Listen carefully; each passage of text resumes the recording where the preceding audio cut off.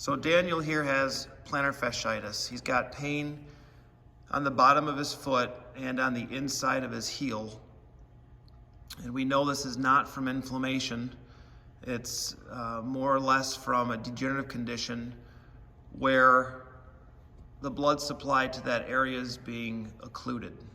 And we know that because there's been studies done, most recently in 2003, that showed degenerative tissue in that area, most likely because of occluded blood vessels that run underneath the great toe abductor. So Daniel, just sort of put your big toe into an adducted position that you would typically see somebody that has like a bunion, okay? So the shoes nowadays sort of elevate our heel and they extend our toes. And when that happens, that puts a lot of tension on all of the soft tissue that's on the arch, and that can cause plantar fasciitis. So it's not so much of the inflammation that we see, it's more of positional. So ultimately, Daniel, I want you to take your big toe and move it medially as far as you can. So he's essentially taking his big toe and moving it away from his little toe, okay?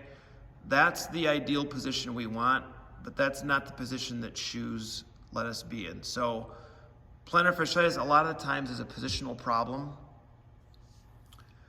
but it's not always ideal to change your shoe type. So if you can do exercises that create space from the big toe to the little toe, that's great. So what we're gonna show Daniel is we're gonna have Daniel, I want you to just dorsiflex your whole foot, keeping your heel on the ground. Now, you're gonna take your big toe and flex it and dip it like you're dipping it into water. So just take your big toe and then just touch the ground and then bring it right back up, okay? We're gonna do that 10 times. And we really want Daniel to focus on keeping that toe as wide as he possibly can. So we did that 10 times. Now he's gonna keep his ankle dorsiflexed and he's gonna move it medially as far as he can, and then he's gonna dip that toe into the water again. Good. Now a lot of times when people have plantar fasciitis, this can cause lots of cramping and pain. So we gotta be real careful about how we do this. He's keeping those toes spread, and that's what we want. Now he's gonna come back to the middle, and he's gonna move his ankle laterally as far as he can, and then dip it right into that water. Just like that's perfect, and he would do 10 of those. And these exercises can be done all throughout the day. So we do 10 in the middle, we do 10 on the inside, we do 10 on the outside. Now we wanna get some toe extensor stretching.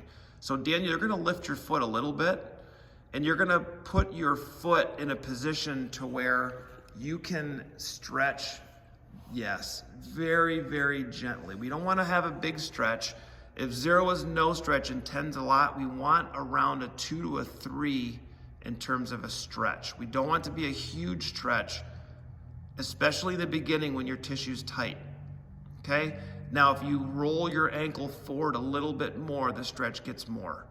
We're gonna try to hold this stretch 10 times for 10 seconds to start. And that's how we would manage plantar fasciitis, and that's good.